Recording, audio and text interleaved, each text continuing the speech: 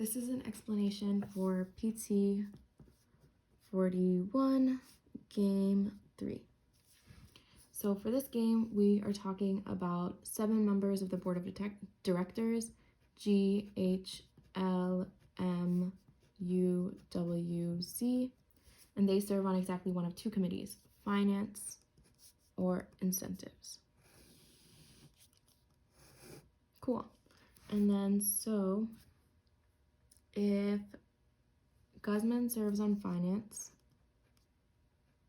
then Hawkins is on incentives. L serves on finance, then M and U both serve on incentives. So if L is finance, then M and U are both incentives. Wharton and so W and Z are on different committees. They can't go together. U and G are on different committees. They can't serve together. If Z is on finance, so is Hawking. So if Z is finance, then Hawkins is finance. So to write the contrapositives of these statements, since this is a game in which if a letter is not in one column, it will show up in the other column. Because they say all the 7 members of the board will serve on exactly one of the 2 committees. When you're writing the contrapositives, if the contrapositive is if not H and I, that would mean the same thing as H and F, right? Because if H is not in this column, H would have to go in this column. So the contrapositive of this would be if H is in F, then G is in I. And so that actually connects with this statement here, right? So we can connect this rule and write them just as one. So if we do that, then we don't need to have these rules in 2 places, and we can just think about the contrapositives of these. So the contrapositive of this statement would be if G is in F, then H is in I, and Z is in I. And the contrapositive of this over here would be if M is in F, or if U is in F, then L would have to be an I. And so to use these to eliminate answers for 13, first I would probably start out with these because they're easier to spot. And so if W and Z are together, that would be D. I'd cross out D. And U and G can't be together.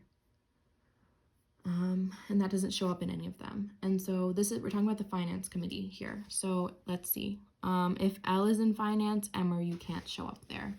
So L is in finance for B, but M and U don't show up there, so that's okay. If M and U are in finance, then L can't show up there, which that doesn't happen anywhere. So now we're going to look at these rules here. If Z is in finance, then H is in finance. B doesn't follow that, right? Because B has Z but doesn't have H, so I'd cross that out. And then if, so C does fit that. And as does E, okay. And then so if H is in finance, G can't be there. So I'd cross out A, because A has H there, but then G is also there. And if H is in finance, G has to be on the other side. Between C and E, we've used all of our rules. Okay, so if these are supposed to be on different sides, that means both of them can't be missing, right? Like U and G can't both be missing from the finance side, because then that means you put both of them on the incentive side. So C, for example, is missing both U and G. And what that means is if you put H, M, and Z on this side, you're putting U and G and a couple other letters on the incentive side, and that can't happen because U and G can't go both on the same side, so C wouldn't work. And our answer would be E, M, U, and W. And if you see, this combination uses exactly one letter from each of these rules, because that means the other letter is going on this side. So on this side, you'd have G, H, L, Z. Cool. And then for 14, which one of the following pairs of board members cannot both serve on the incentives committee? So because of our work from the first question, we can see that G and H can both serve on the incentives committee, so I wouldn't even consider that one. We can just cross that out. B, G and W. What would happen if G and W went on the same side? If G and W were here, because U and G can't go together, U would go on this side. If U is on finance, L is on incentives. Let's see, if W is on incentives, Z has to be on finance because of this rule. If Z is on finance, H is in finance. If H is in finance, G is in incentives, that checks out. We don't know where M is going for this combination, right? So M is kind of a floater. I'll just put M over here in a circle, and just we can know that means that M can go on either side for this combination. So that seems to work, so I'd cross that out. And if you notice here, we can have M and W on the same side, right? And that's what E is saying. Is it possible that M and W can be on the same side? Yes. So I would cross that out as well. I'd cross out E. So now we're looking at C and D. H and W going on the same side. If H and W are on the same side, then Z would go to finance over here on the other side. If Z is in finance, H is in finance. Wait, that already contradicts, right? H is showing up on both sides. So this combination wouldn't work. So C would be our answer. H and W cannot both serve on incentives. So I can just make a little note of that there so we can have it as a rule if we ever need it. 15, what's the maximum number of members on the finance committee? So what's the max that we can put on this side? Well, so far the most that we have is 4, right, from this row. This M could have gone in finance or incentives, so if we'd put it in under finance, we would have had 4. So I can cross out A and B because I know already that we have an example of where 4 people can go under the finance committee.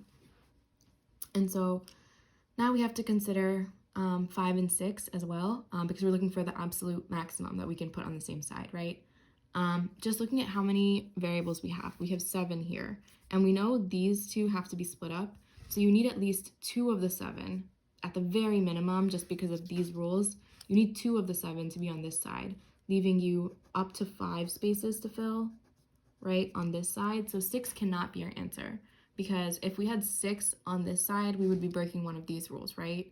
At least W and Z and U and G have to be split up, so one of those letters from each of those rules has to show up on this side.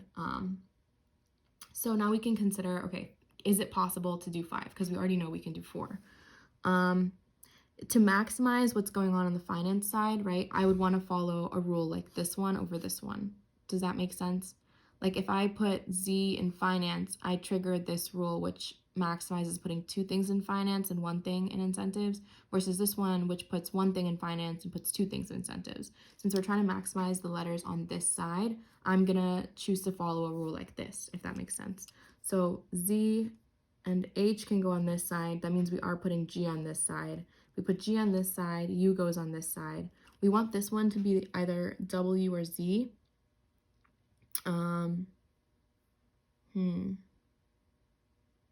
Oh yeah, we already used Z, so this one will be W, perfect. And then so the letters that we have left are M and G, H, M, U, W, M, and L. Okay, so we're considering M and L. And so if L is on finance, then M and U both have to be on incentives, so we're probably gonna put L in incentives, right? Because we already have U here, right? Because we have U in finance, L has to go in incentives. And all of a sudden, that means we're taking away one of the spots from this side and put it to this side. And so even if we do put M here, we're still stuck with only 4 on this side, right? And 3 on this side. So 4 is the max that we can have. And then 16, if M and W both serve on the finance committee. So if M and W are on finance, then we know Z has to go in incentives. And if M is in finance, L goes into incentives. Okay, they're asking which one of the following could be true. I'm not sure we know where to put U and G because we don't have any information about those right now. because if Z is in, if H is in, yeah, we don't know enough information to fill out anything else right now. So can G and L both serve on the finance committee? No, because L must serve on incentives. G and U both serve on the incentives committee. That can't happen because U and G have to be on different sides, and that's one of our rules. H and Z both serve on the finance committee. If H and Z both serve on the finance committee, that wouldn't work because Z is already serving on incentives. L and U both serve on incentives. Well, L is already here, and we could put U here, so I'm going to leave that one open. That one seems fine. Z and U both serve on the finance committee. If Z and U both serve on the finance committee, that wouldn't work because Z already, we know we has to go in incentives, so it can't go under finance. So our correct answer would be D because that's the only one we didn't cross out. So L and U can both serve here. If U served here, G would serve here, right? And then where would H serve at that point? Let's see, if G is in F, H is in I. So this would be our combination that they're talking about for what could be possible. 17, if G serves on the incentives committee, which of the following must be true? So if G is serving on incentives, then U has to serve on finance, right? And if U is serving on the finance committee, then L is serving on the incentives committee. G, U, W, Z. I think that's as much as we can write down and fill out for now. U, G, W, Z. Yeah. So if this is what we have, let's see if we already know what must be true. H serves on the finance committee. We don't know about that. L serves on incentives. We do know about that. So our answer must be B, right? It is true that L must serve on incentives because we got that following our rules. G serves here, then U has to serve here. If U serves on the finance side, L has to serve here. So we just followed our rules, and that must be true, that L serves on incentives if G is serving on incentives. Awesome. That's the whole game.